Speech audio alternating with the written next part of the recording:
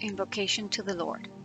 Dear Lord, allow my spirit to rise to your heights, to drink from the true fountains of wisdom, and absorb your powerful vibrations of love and faith, of purification and spiritual and material strength, of spiritual power, peace, understanding, health, prosperity, and harmony to pour over my brothers and sisters. Lesson 7. Work of the Christ. Origin and purpose. How to act and future projections. To guide and protect the evolution of humankind is the task of the Christ. That evolution has delayed its rhythm and is behind schedule due to the obstacles that evil has placed in the path of men and women by showing them paths of pleasure, power, and glory, thus deviating from the path time and again those who had the mission of guiding their brothers and sisters. For humankind, the deviation towards evil means an increasing danger because, in accordance with the law of progress, more and more evolved conductor spirits continue to incarnate on Earth. The world has people with ever-increasing intelligence, capable of discovering and using the great forces that are around them. Even though humankind believes nothing, when the evolution of the spirit, manifested in the mind, allows it, it is possible to discover that which, although it was always near, it had not been possible to see before. The forces of the ether collaborate with the Lord in this, his new coming, announced and awaited for centuries. All men and women of the world must unite in a single sentiment of faith. They must forget the erroneous doctrines that only served to separate and sow hatred, which led them to feed from that harvest for millennia. Understanding must unite us, so that all barriers fall. Then the light will penetrate our mind, and we will be able to see that the truth, which is only one, is found in the essence of all religions and in the depths of ideals. By means of religion, humankind sought to get closer to God, and if by the chosen path it could not be achieved, it was not humankind at fault, but evil, which managed to divert the conductors with deceitful illusions. The depth of all ideals is hidden in the same spiritual yearning, the liberation from the captivity of the groups and of the era, in which the incarnated spirit finds itself, which adopts the most diverse forms of expression, with preponderance or urgency of spiritual and material needs. Let us inhale the vitalizing atmosphere that emanates from the simple and wonderful doctrine of love and faith that is offered to us again, the only doctrine that will prevent chaos from absorbing us. Progress cannot be stopped, and if we do not unite our forces, evil will use progress to destroy humankind.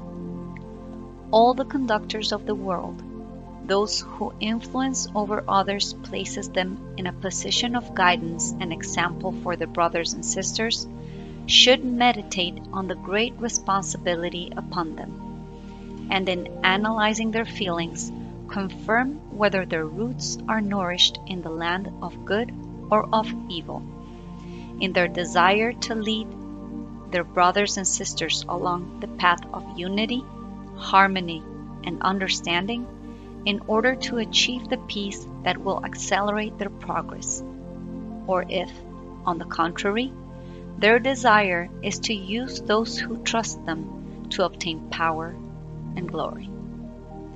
These are gifts with which evil has always sought to tempt men and women, which can only be positive when such gifts are obtained without our pursuing or desiring them. The knowledge of our superiority must always be accompanied by the recognition of the responsibility that this superiority implies. The exercise of humility will facilitate our paths, keeping us from the dazzles that evil gives us, and that turn into increasingly dominant ambitions. Through humility, we will always have, whatever the elevation achieved, the exact sensation that we are only depositaries of forces and powers, whose use should always be guided by love and the desire for the common good. This is the example that Jesus has given us. Him being in spirit most elevated and mighty, he incarnated, lived, and died humbly, leaving us as a legacy of love his marvelous teachings. If humankind was deviated when Jesus came 2,000 years ago to show the path with his love, it is even more dangerously deviated now when chaos is awaiting to destroy it. The reality of the danger that humankind is currently facing can be attested by any scientist familiar with the startling power of the forces, which humankind masters and can employ for good or for evil, whether inspired by love or hate. The crossroads at which humankind finds itself must be decided by humankind itself. Enormous forces of good and enormous forces of evil are before it. Facing the path of evil is the path of good, in which the voice of Jesus speaks to us sweetly of love and hope. Humankind must choose. Pioneers of good are already on earth. It is now up to them to guide their brothers and sisters towards the true path. The call of spiritualism will be felt in all human areas. In each, the Lord has prepared his pioneers of intuitives and initiates. Without struggle, only by his power, evil shall be evicted, and humankind will reach the degree of evolution that corresponds to it according to its millennia of existence. Let men and women desire their own good. Let them resist the evil force of ambition. Let them contemplate all beings with love, created like them by the Divine Father, and feeling that they are brothers or sisters of their brothers and sisters. Then humankind will have attained the necessary strength to save itself. The work of Christ should never be a place where work is done behind closed doors. The doors of the mission of Jesus will always be open to all.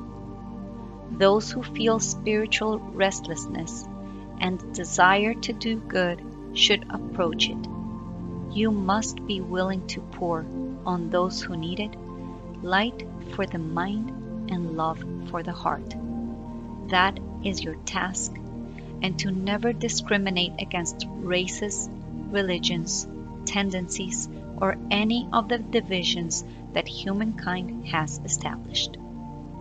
Spirit is universal, and you should always consider yourselves as spirits, as far as your task is concerned, and feel spiritually united to all beings who approach you.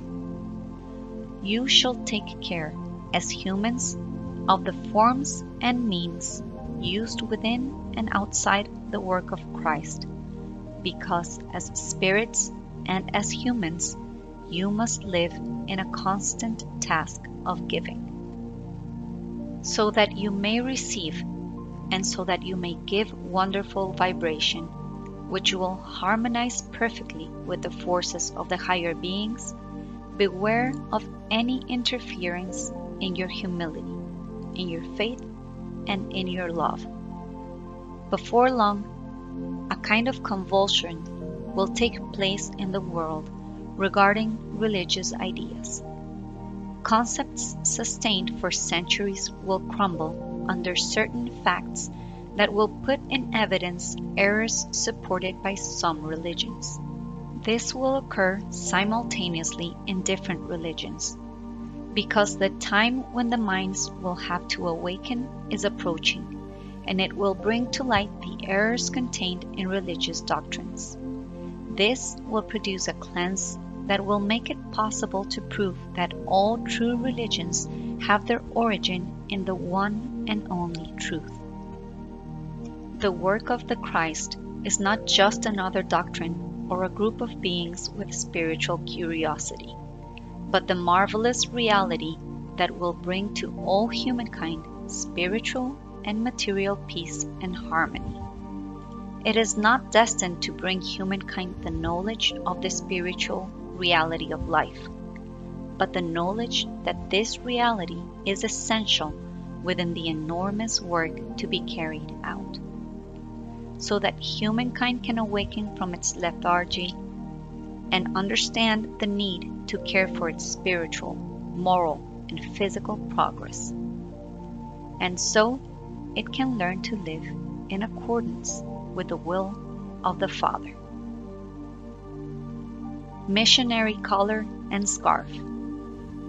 The Lord has indicated that we should have as a physical symbol the turquoise collar, because spiritual love, the love of Christ, is turquoise vibration. And when we wear the turquoise missionary scarf with the desire of good, we will receive the love vibrations of the higher beings.